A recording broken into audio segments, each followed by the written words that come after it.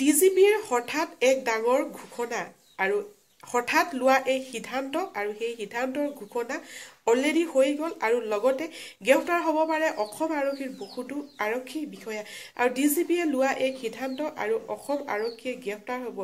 ক'ত কেনেকৈ আৰু লগতে কি কাৰণত যে অসম আৰক্ষী গ্ৰেপ্তাৰ হ'ব পাৰে আৰু লগতে ডিজিপিয়ে এনেকুৱা কি সিদ্ধান্ত ল'লে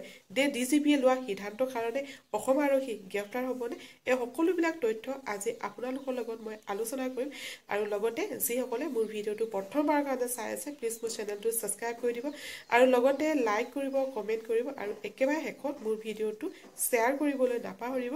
তেন্তে আহক ৰাইজসকল আজি আপোনালোকৰ লগত মোৰ এই ভিডিঅ'টো আৰম্ভ কৰোঁ Hello everyone, মই মধুস্মিতা আপোনালোকক সকলোকে পুনৰবাৰ স্বাগতম মোৰ অন্য এটা নতুন ভিডিঅ'ৰ সৈতে আশা কৰিছো আপোনালোক সকলো সুস্থ হৈ আছে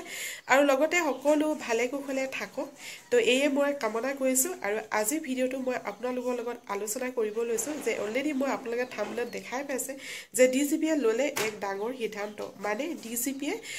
ডিজিপিয়ে এখন মিটিং এখন আৰম্ভ কৰিলে যে আৰক্ষী বিষয়াসকলৰ লগত আৰু সেই এখন যিখন ডাঙৰ মিটিং সেইখন অলৰেডি হৈ গ'ল আৰু লগতে প্ৰত্যেক ডিস্ট্ৰিক্টৰ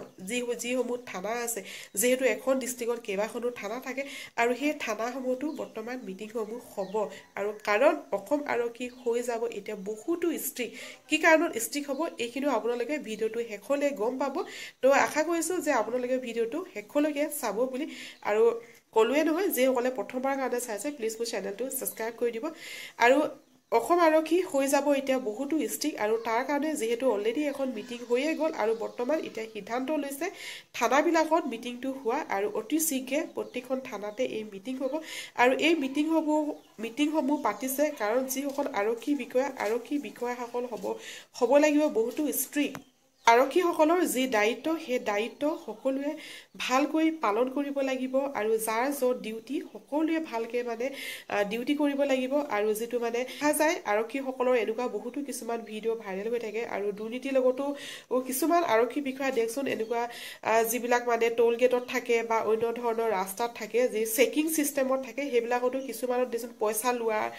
ক্ষেত্ৰত কাৰোবাক পইচা লৈ এনেই মানে উইদাউট মানে চেকিঙত গাড়ীবিলাক পাছ কৰি দিয়ে এইবিলাক মানে এতিয়া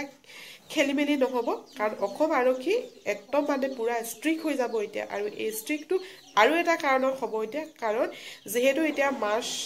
আহি আছে আৰু যিহেতু আজি ফেব্ৰুৱাৰী আৰু ফেব্ৰুৱাৰীটো শেষ হ'বলৈ হৈছে আৰু মাৰ্চ আহি আছে আৰু শুনা পাইছোঁ যে মাৰ্চৰ 10 তাৰিখৰ পৰা আহি আছে কা আন্দোলনখন আৰম্ভ হ'বলৈ গৈ আছে আৰু যেহেতু আমি সকলোৱে জানো যে কা আন্দোলনটো আমি কেতিয়াও মানি ল'ব নোৱাৰোঁ আৰু দেখাই পাইছে আপোনালোকে যেহেতু লকডাউনৰ আগত যি কা আন্দোলন হৈছে আৰু সেই কা আন্দোলনৰ ফলত কি হ'ল কোন ডিস্ট্ৰিক্টত কি হ'ল সকলোবিলাকৰ সাক্ষী আছে আপোনালোক আৰু লগতে দিয়কচোন আমিও সাক্ষী আছোঁ আপোনালোক সাক্ষী আছে কাৰণ নিশ্চয় আপোনালোকেও কা আন্দোলনৰ কাৰণে আন্দোলন কৰিছিলে থানাসমূহ ঘেৰাও কৰিছিলে আৰু সেইটো কাৰণে মানে অসম আৰক্ষীবিলাক বহুতো ষ্ট্ৰিক্ট হ'বলৈ ধৰিছে কাৰণ মানে এনেকুৱাকৈ মানে ষ্ট্ৰিক্ট হ'ব যে কোনো মানুহ মানে একগোট হৈ থাকিব নিদিব কাৰণ একগোট হ'লেই যাতে কা আন্দোলন যাতে কৰিব নোৱাৰে তাৰ কাৰণে অসম আৰক্ষীসকলক মানে বহুত ষ্ট্ৰিক্ট হ'বলৈ মানে ডিজিপিয়ে এটা ঘোষণা কৰিলে আৰু এই ঘোষণাটোৰ কাৰণে এতিয়া অসম আৰক্ষী বহুতো ষ্ট্ৰিক্ট হ'ব আৰু লগতে এই কা আন্দোলনৰ কাৰণে যাতে কোনোৱে যাতে আন্দোলন কৰিব নোৱাৰে এইটো কাৰণে মানে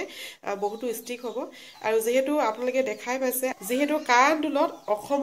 অসমৰ জনসাধাৰণৰ পৰা শিল্পী জগতৰ যিমান মানুহ আছিলে সকলো মানুহ আমি কা আন্দোলনৰ লগত জড়িত হৈ আছে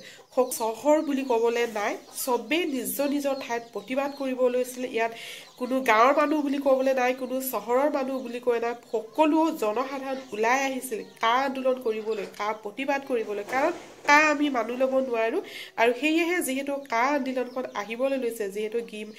গৃহমন্ত্ৰী অমিত শ্বাহে কৈ থৈ গৈছে যে কা আন্দোলনখন আহিব সেইটো কাৰণে যাতে জনসাধাৰণে আকৌ যাতে প্ৰতিবাদ নকৰে তাৰ কাৰণে আৰক্ষী বিষয়াসকল বহুতো ষ্ট্ৰিক্ট হৈ যায় আৰু লগতে দুৰ্নীতিৰ লগতো মানে যিহেতু আমি দেখা যায় এতিয়া জোনমণি ঘটনাৰ ক্ষেত্ৰতে আমি দেখা গ'লো কিমান মানে জোনমণি যিহেতু এগৰাকী আৰক্ষী বিষয়া আছিল আৰু সেইগৰাকী আৰক্ষী বিষয়া মৃত্যুবৰণ মৃত্যু হ'ল আৰু সেই আৰক্ষী বিষয়াগৰাকীৰ লগত মৃত্যুৰ লগত জড়িত আছিল বহুতো আৰক্ষী বিষয়া যিহেতু CBI যিখন চাৰ্জশ্বিট দাখিল কৰিলে আৰু তাত 15জন আৰক্ষী বিষয়াৰ নাম কৈ থৈ গ'ল কিন্তু আজিলৈকে এইটো মানে ৰহস্যটো ফাদিল হোৱা নাই যে কোন কোন আৰক্ষী বিষয়া চ' সেয়েহে মানে যাতে আৰক্ষীসকল যাতে দুৰ্নীতিৰ লগত জড়িত হ'ব নোৱাৰে আৰু লগতে যিহেতু